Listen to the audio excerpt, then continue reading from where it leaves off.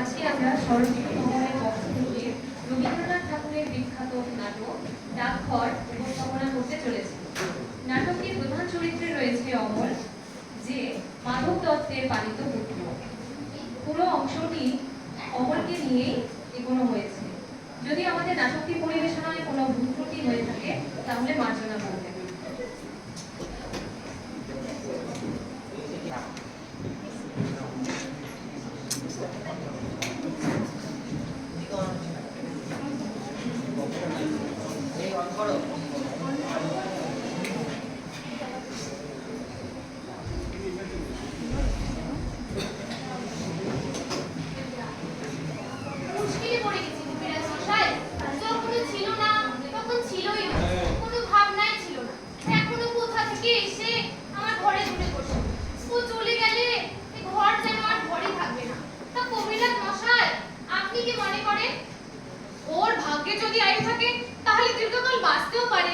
কিন্তু আয়ুর্বেদে যেরকম লিখেছে তাতে তো বলেননি কবিরাজ মশাই। শাস্ত্রে বলেছে প্রতিকার সন্নিপাত যায় কফবাত সমত্ববাদ। থাক থাক, আপনি আর এই শ্লোকগুলো আওড়াবেন না, ওতে আমার আরো ভয় লেগে যায়। এখন কি করতে হবে সেইটি বলে দিন। খুব সাবধানে রাখতে হবে, সে তো ঠিক কথা, কিন্তু কি বিষয়ে সাবধান হতে হবে সেইটি তো স্থির করে দিয়েছেন কবিরাজ মশাই। আমি তো পূর্বেই বলেছি ওকে বাড়ির বাইরে একেবারে যেতে দিতে পারবে। ছেলে মানুষ, ওকে দিন রাত ঘরের মধ্যে আটকে রাখা যে ভারী শক্ত কবিরাজ মশাই। তা কি করবেন বলেন? এই শরৎকালের রৌদ্র আর বায়ু দুই এই বালকের পক্ষে একেবারে বিষবান। তাই তো শাস্ত্রে বলেছে অপস্মারী জ্বরে কাশে কামালা হলিনকে। আপনার শাস্ত্র থাক, তাহলে ওকে দিন রাত ঘরের মধ্যে আটকে রাখতে হবে, আর কোনো উপায় নেই। কিছু না, কখনো তবে জৈব। কিন্তু কবিরাজ মশাই, আপনার ওষুধ খাওয়ার সময় ওর কষ্ট দেখে যে আমার বুকটা ফেটে যায়। সেই কষ্ট যত প্রবল তার ফলও তত বেশি। তাই তো মহর্ষি চবন বলেছেন ভেষজা মৃতবাক্যশ্চা তিক্তা আশু ফলপ্রদ। বাস্তবে অভিজ্ঞতা মশাই। আচ্ছা বেশ।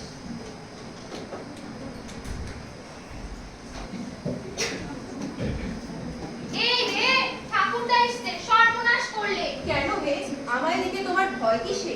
তুমি যে ছেলে খাবে সত্তার। তো তুমি তো ছেলেও নাও, তোমার ঘরে ছেলেও নেই, তোমার খেপার বয়সও গেছে, তোমার ভাবনা কি? ঘরে যে ছেলেটি এনেছি। সে কিরকম?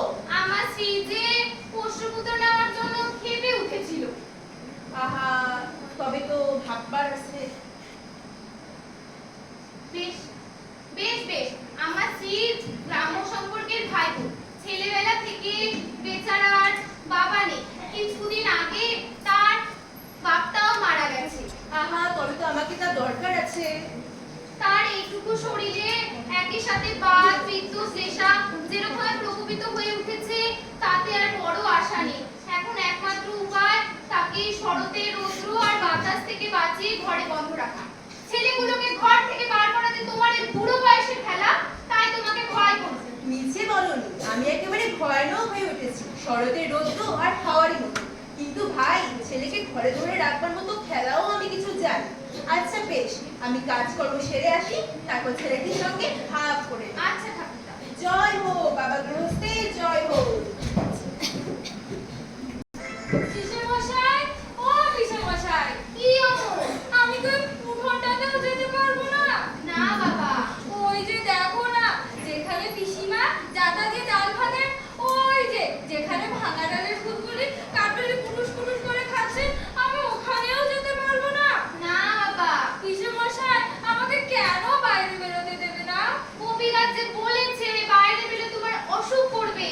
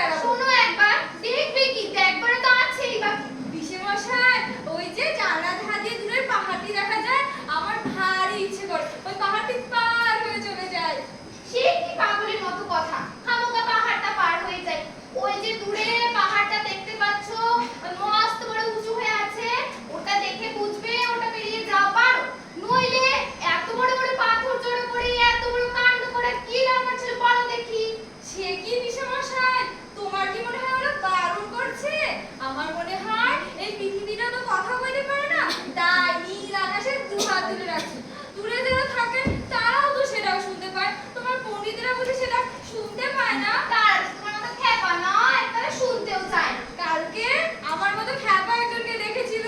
সত্যি নাকি? কিরকম শুনি? সে কাঁধে করে বাঁশের লাঠি নিয়ে যাচ্ছে। আমি তাকে জিজ্ঞাসা করলাম, তুমি কোথায় যাচ্ছ? সে বলছে সে নাকি কাজ খুঁজতে যাচ্ছে। আচ্ছা পিসেমশাই, কাজও কি খুঁজতে হয়? হয় বই কি, কত লোক কাজ খুঁজে বেড়ায়। বেশ, তাহলে বড় হয় আমিও কাজ খুঁজে বেড়াবো। খুঁজে যদি না পাও অমল বাবু, তাহলে আবার খুঁজবো। আমি পিসিমাকে বলেছি ওই ঝর্ণার ধারে গিয়ে আমাকে একদিন ছাতু খাইয়ে আনতে। পিসিমা কি বললে? পিসিমা বললো আগে তুমি সুস্থ হও, তারপর তোমাকে আমি ছাতু খাইয়ে আনবো। আর তো দেরি নেই বাবা। দেরি নেই, সুস্থ হলেই কিন্তু আমি চলে যাবো। আচ্ছা, আগে তুমি সুস্থ হও, তারপরে তুমি। তারপর কিন্তু আমাকে পণ্ডিত হতে বলো না পিসেমশাই। তুমি কি হতে চাও? আমার যখন কিছুই মনে পড়ছে না। আচ্ছা আমি ভেবে বলবো। আচ্ছা, কিন্তু তুমি অমন করে যে সে বিদেশি লোককে ডেকে ডেকে কথা বলো না। বিদেশি লোক, সে তো আমার ভারী ভালো লাগে। যদি তোমাকে ধরে নিয়ে চলে যেত? তাহলে তো বেশ হতো, কিন্তু আমাকে কেউ কোথাও ধরে নিয়ে যায় না। আচ্ছা অমল, আজ আমার কাজ আছে, আমি চললুম, কিন্তু তুমি যেন বাইরে বেরিও না। না না পিসেমশাই, আমি কোথাও যাবো না, কিন্তু আমি ওই জানলা ধরে ঘর থেকে বসে থাকবো। আচ্ছা আচ্ছা, বেশ তাই থাক।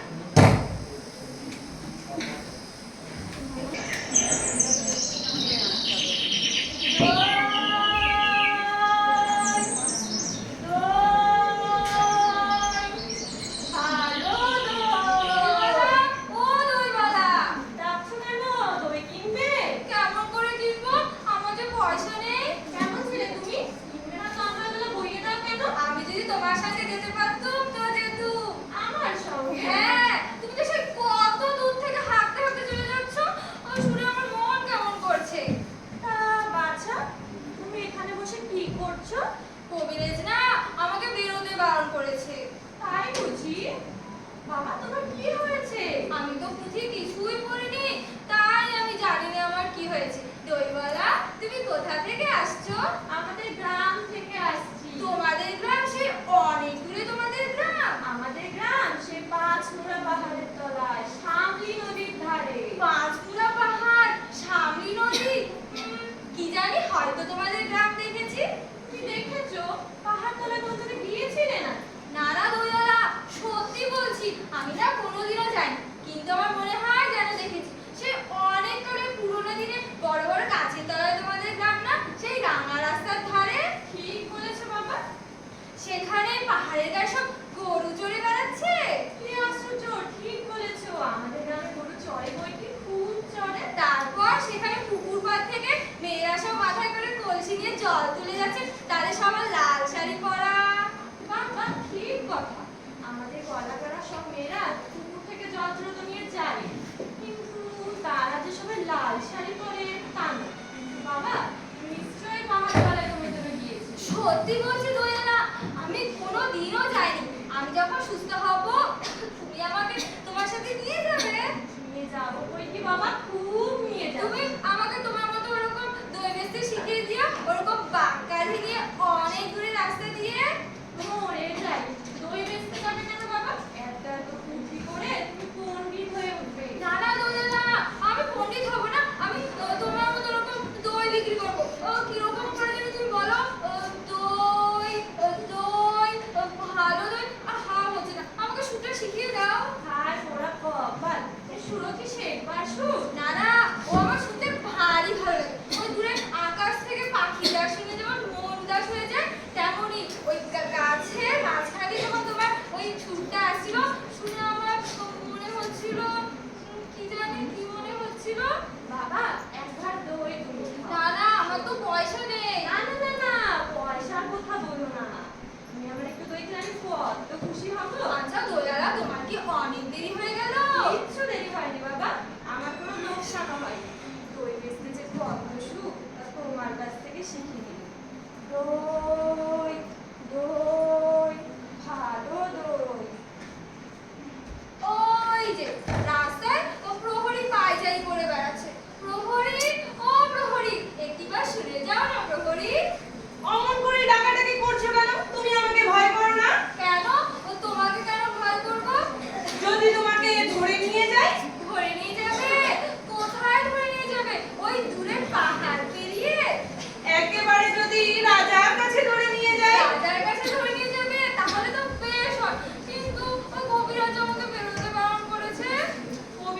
বারণ করেছে? আহা, তোমার চোখ যেন যে সাদা হয়ে গেছে, আর চোখের কোণে কালো দাগ পড়েছে, আর হাত ওখানে শিরাগুলি যে দেখা যাচ্ছে। প্রহরী, তুমি ঘন্টা বাজাবে না? এখনো সময় হয়নি। কেউ বলে সময় পড়ে যাচ্ছে, কেউ বলে সময় হয়নি। আচ্ছা প্রহরী, তুমি ঘন্টা বাজিয়ে দিলে তো সময় হয়ে যায়। তা কি হয়? সময় হলে তবেই ঘন্টা বাজিয়ে দিই। আমার না বেশ লাগে তোমার ঘন্টা। দুপুরবেলা পিসেমাশাই খাওয়া দাওয়া সেরে কোথায় যে কাজে বেরিয়ে যায়, পিসিমার আমার মধ্যে মধ্যে ঘুমিয়ে পড়ে, তখন বাজে তোমার ঘন্টা। ঢং ঢং ঢং শুনে আমার বেশ ভালো লাগে। আচ্ছা প্রহরী, কি বাবা? তোমার ঘন্টা কেন বাজে? ঘন্টা কেবল একথা সবাইকে জানিয়ে দেয়, সময় থেমে নেই, সময় কেবল চলেই যাচ্ছে। সময় চলে যাচ্ছে? কোন দেশে? সে কেউ জানে না। সে দেশ বুঝি কেউ দেখেনি? আমার ভারী ইচ্ছে করছে ওই সময়ের সঙ্গে ওই দেশে চলে যেতে। সে দেশে যে সবাইকে যেতে হবে বাবা। আমাকেও যেতে হবে? হ্যাঁ, যেতে হবে বই কি। কিন্তু ওই কবিরাজ আমাকে বেরোতে বারণ করেছে। কবিরাজ বারণ করেছে? কবিরাজ হয়তো একদিন এসে তোমাকে ধরে নিয়ে যাবে। না না, তুমি তাকে একদমই চেনো না। সে আমাকে কিনা এখানেই বসিয়ে রাখে। বরং তার যে যিনি ভালো কবিরাজ আছে, সে হয়তো নিয়ে যাবে। ভালো কবিরাজ? আমার সে ভালো কবিরাজ কবে আসবে? আমার তো মানে আর বসে থাকতে ভালো অমন লাগছে করে না। বলতে নেই বাবা। আচ্ছা প্রহরী, ওই যে দেখো দূরে বাইরে না নিশান উড়ে দিয়েছে, ওখানে সারাদিন রাত লোক যাওয়া আসা করেছে। ওখানে কি হয়েছে? ওখানে নতুন ডাকঘর বসেছে। ডাকঘর? কার ডাকঘর? ডাকঘর আর কার হবে? রাজার ডাকঘর। রাজার ডাকঘর? রাজার ডাকঘরে রাজার নামে সব চিঠি আসে? হ্যাঁ, আসে বই কি, খুব আসে। দেখো তোমার নামেও একবার একদিন চিঠি চলে আসে। আমার নামেও চিঠি আসবে? কিন্তু আমি তো ছেলে মানুষ। রাজা ছেলে মানুষকে এতটুকু ছোট্ট ছোট্ট চিঠি পাঠায়। প্রহরী, আমার নামে চিঠি আসবে সেটা তুমি জানলে কেমন করে? তা নইলে তোমার এই খোলা জানলার সামনে এত বড় হলুদ নিশে নুড়িয়ে ডাকঘর করতে যাবেন কেন? আমার নামে চিঠি এলে আমাকে কে এনে দেবে? কেন? রাজা যে অনেক ডাকঘর করা আছে। ডাকঘর করা? বড় হয়ে না আমি রাজার ডাকঘর করা হব। কি? তুমি রাজার ডাকঘর করা হবে? মানে ডাকঘর করা যার দিন নেই, রাত নেই, সকাল নেই, সন্ধ্যেও নেই, সকলের বাড়ি বাড়ি গিয়ে যে চিঠি বিলি করতে লাগে, সে যে এক জব্বর কাজ। সে কাজ তুমি করবে? না না, আমার এই কাজটি সবচেয়ে বেশি ভালো লেগেছে। আচ্ছা প্রহরী, কি বাবা? তুমি কালকে আসবে তো? ওই যে মোড়ল আসছে। ও যদি দেখে ফেলে যে তোমার সঙ্গে গল্প করছি, তাহলে ঝগড়া বাঁধবে। কই মোড়ল, কই কই? ওই যে মাথায় মস্ত গোল পাতার ছাতি। আজ তবে আসি আমল, কাল সকালে এসে এ শহরের সমস্ত গল্প শুনিয়ে যাব। আচ্ছা বেশ। মোড়ল মশাই, ও মোড়ল মশাই। কে রে? রাস্তার মধ্যে আমাকে ডাকাডাকি করে? কোথাকার বাদর এটা? তুমি তো মোড়ল, তোমাকে তো সবাই মান্য করে। হা হা, মানে বলি খুব মানে। আচ্ছা ওই রাজা ডাকঘর করা তোমার কথা মানে? না শুনে প্রাণ বাঁচলে বাঁচলে শান্ত কি? তুমি না ওই রাজার ডাকঘর করাকে বলে দেবে। আমার না অমল, আমি না জানলার ধারে বসে থাকি। কেন বলো দেখি? আমার নামে যদি চিঠি আসে? তোমার নামে চিঠি? তো তোমাকে কে চিঠি লিখবে? ওই রাজা যদি চিঠি লেখে তাহলে? এই ছেলেটা তো কম নয়, রাজা তোমাকে চিঠি লিখবে? তা লিখবে বই কি, তুমি যে তার পরম বন্ধু। অনেক তোমার সঙ্গে দেখা না হয়ে রাজা শুকিয়ে যাচ্ছে। খবর পেয়েছি, আর বেশি দেরি নেই, চিঠি হয়তো আজই আসে কি কালই আসে। ও মশাই, তুমি অমন করে কথা কইছো কেন? তুমি কি আমার উপর রাগ করেছো? বাস রে, তোমার উপর রাগ করবো? এত সাহস আমার? রাজার সঙ্গে তোমার চিঠি চলে না? মাধব দত্তের বড় বার হয়েছে দেখছি, পয়সা জমিয়েছে কিনা। এখন তো আর ঘরে রাজাবাসীর কথা ছাড়া আর কথা নেই। রসনা ওকে মজা দেখাচ্ছি। ওরে ছোড়া, বেশ শীঘ্র যদি রাজা যদি তোদের বাড়িতে আসে, আমি তার বন্দোবস্ত করছি। না না, তোমাকে কিছু করতে হবে না। কেন রে? তোর খবর আমি রাজাকে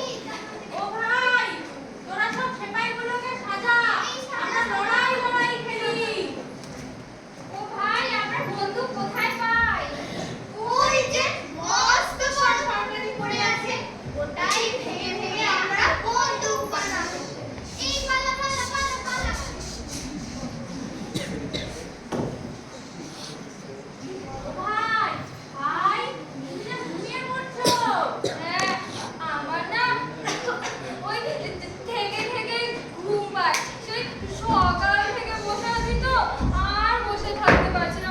আমার পিঠও ব্যথা করছে।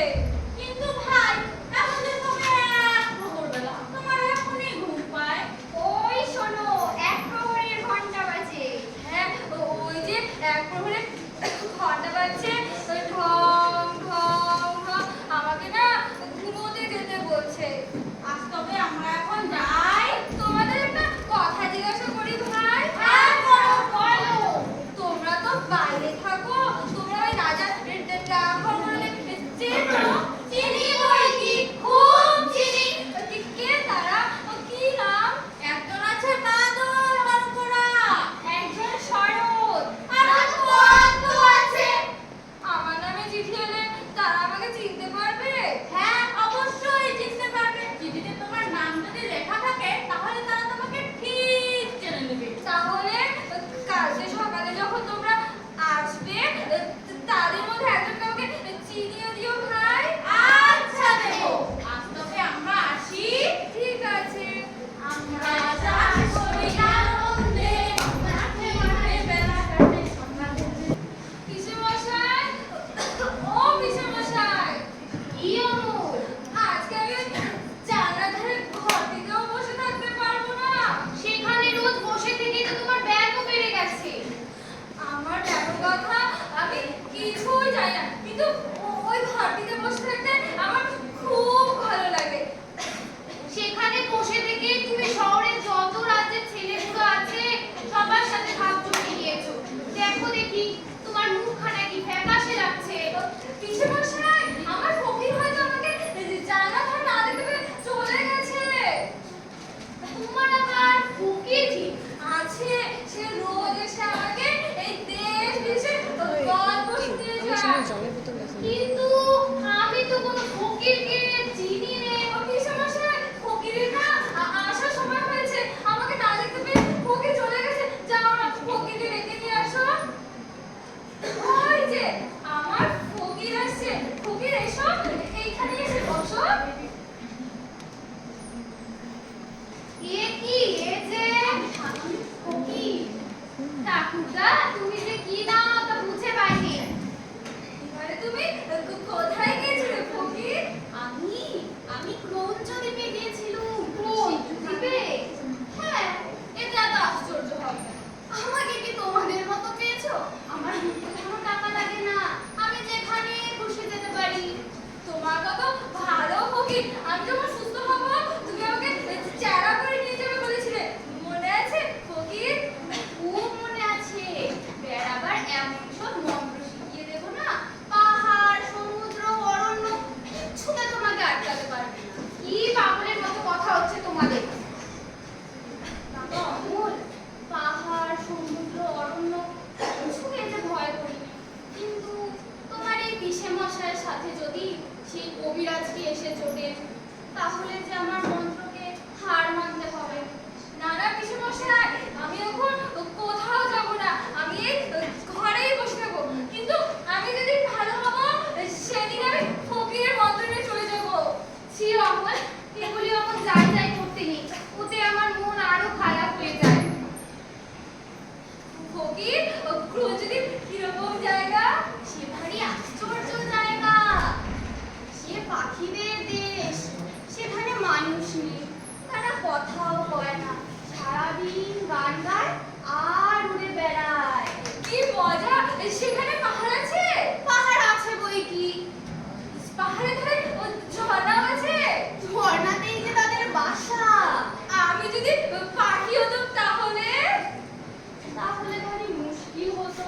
শুনলাম তুমি নাকি সে দইওয়ালাকে কথা দিয়ে রেখেছো, তুমি যখন বড় হবে তখন তার সাথে দই বিক্রি করবে। পাখিদের দেশে সেটা বেশ জমতো না, তোমার কিন্তু তাতে লোকসানই হতো। পিসেমশাই, আমার দইওয়ালা চলে গেছে? গেছে বই কি। তোমার এই শখের ফকিরের মতো তলপিনে পাখির বাসায় উড়ে বেড়ালে তো আর তার দিন চলে না। ফকির জানো দইওয়ালা কি বলেছে? সে বলেছে তার বন্ধুর সাথে আমাকে বিয়ে দেবে। তা তো বেশ ভালো কথা। সে বলেছে সে আমার রাঙা টুকটুকে বউ হবে।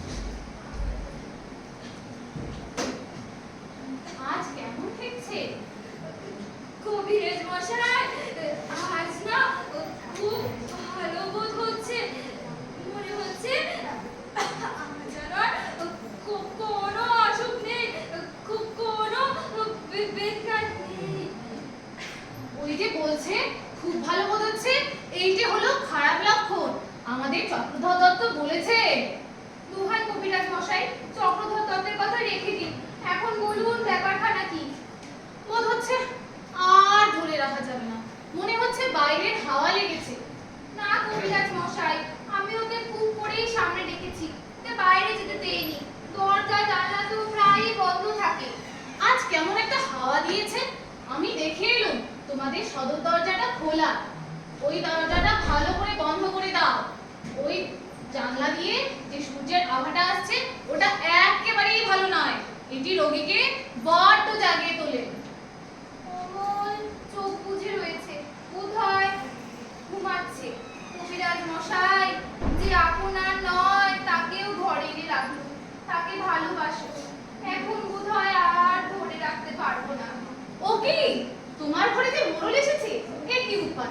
আমি চলি ভাই, কিন্তু আমি বাড়ি গিয়ে একটা বিষ বড়ি পাঠিয়ে দিচ্ছি, সেইটি খাইয়ে দেয়। যদি ধরে রাখবার হয় তাহলে সেইটিতেই ধরে রাখতে পারবে। আচ্ছা কবিরাজ মশাই। কিরে ছোড়া? আরে আরে, না না ফকির, তুমি ভাবছো আমি ঘুমোচ্ছি? আমি তো ঘুমোচ্ছি না, আমি না সব শুনতে পাচ্ছি, সে অনেক দূরের কথাও শুনতে পাচ্ছি। আমার মনে হচ্ছে আমার মা বাবা যেন আমার শিওরের কাছে কথা করছে। বসুন বসুন মোড়ল মশাই। ওই মাধব দত্ত, আজকাল তো দেখছি তোমাদের খুব বড় বড় লোকের সঙ্গে সম্বন্ধ। বলেন কি মোড়ল মশাই, এমন পরিহাস করবেন না, আমরা যে নিতান্তই সামান্য লোক। তোমাদের এই যে ছেলেটি রাজার চিঠির জন্য অপেক্ষা করে আছে। ও ছেলে মানুষ, ও পাগল, ওর কথা কি ধরতে আছে মোড়ল মশাই? না না, এতে আর আশ্চর্য কি? তোমাদের মতো এমন যোগ্য ঘর রাজা পাবেন কোথায়? সেই জন্যই দেখছো না, ঠিক তোমাদের ওই জানলার সামনে রাজার নতুন ডাকঘরটি বসিয়েছে। ওরে ছোড়া, তোমার নামে চিঠি এসেছে যে? সত্যি? এ কি সত্যি না হয়ে যায়? রাজার সঙ্গে তোমার বন্ধুত্ব, এই যে তার চিঠি। ঠাট্টা করো না মর্মশাই, ফকির, এ কি সত্যি রাজার চিঠি? দাঁড়াও অমল, আমি দেখে জানাচ্ছি। আমি ফকির তোমায় বলছি, এটা সত্যি তার চিঠি। সত্যি রাজার চিঠি? মর্মশাই, কি লেখা আছে? রাজা লিখেছে, আমি আজকালের মধ্যেই তোমাদের বাড়িতে যাচ্ছি, আমার জন্য তোমাদের মুড়ি মুরগি ভোগ তৈরি করে রেখো। রাজভবনের আমার এক দণ্ড ভালো লাগছে না। দোহাই মোড়ল মশাই, এসব কথা নিয়ে পরিহাস করবেন না। পরিহাস? কিসের পরিহাস? পরিহাস করে এমন সাধ্য আছে ওর? আরে ঠাকুরদা, তুমিও খেপে গেলে দেখছি। হ্যাঁ, আমি খেপেছি, তাই আজ এই সাদা কাগজে অক্ষর দেখতে পাচ্ছি। রাজা লিখেছে স্বয়ং বাবা অমলকে দেখতে আসবে, সাথে তাই রাজকবিরাজকেও নিয়ে আসবে। মোড়ল মশাই, আমরা জানতুম যে তুমি আমাকে একদমই ভালোবাসো না, তুমি আমার উপর রাগ করে আছো। সেই তুমি রাজার চিঠি আনলে, দাও দাও, তোমার পায়ের ধুলি দাও না। এই ছেলেটার ভক্তি শ্রদ্ধা আছে, বুদ্ধি নেই বটে, কিন্তু মনটা ভালো।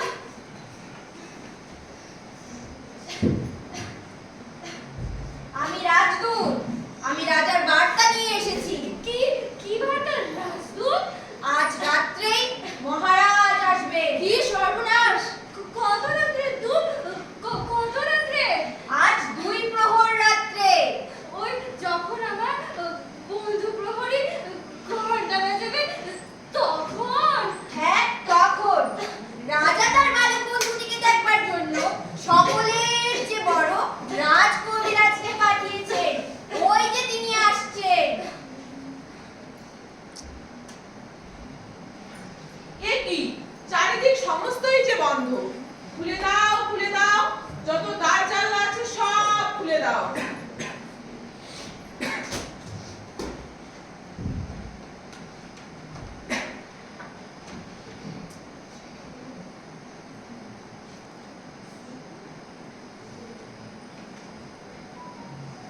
বাবা, এখন কেমন বোধ করছো তুমি?